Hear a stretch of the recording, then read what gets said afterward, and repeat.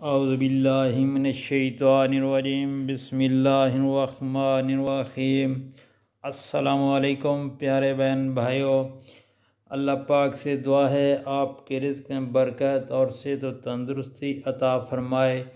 فجر کی نماز کے بعد کی دعا نبی کریم صلی اللہ علیہ وآلہ وسلم جب صبح نماز فجر ادا کر لیتے تو اس کے بعد یہ دعا مانگتے تھے، یہ دعا پڑھتے تھے۔ دعا کہ ہے بسم اللہ الرحمن الرحیم، اللہم انی اسألک علما نافعا ورزقا طیبا وعملا متقبلا۔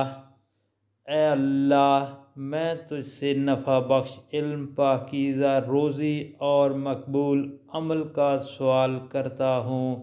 دوستو، بہت ہی پیاری اور زبردست دعا نبی کریم صلی اللہ علیہ وآلہ وسلم نے ارشاد فرمایا، اللہ تعالیٰ کے ہاں افضل ترین نماز جمعہ کے دن فجر کی باجماعت نماز ہے۔ نبی کریم صلی اللہ علیہ وآلہ وسلم نے ارشاد فرمایا، توبہ کرنے والا اللہ کا دوست ہوتا ہے، توبہ کرنے والا اللہ کا دوست ہوتا ہے۔ نبی کریم صلی اللہ علیہ وآلہ وسلم نے ارشاد پاک فرمایا، بہترین اجر والا صدقہ یہ ہے کہ تم تندرستی اور توانائی ہوتے ہوئے اس وقت صدقہ کرو جب خود تمہیں بھی مال کی حرص ہو، تنگ دستی کا ڈر ہو اور مال کی جستجو ہو۔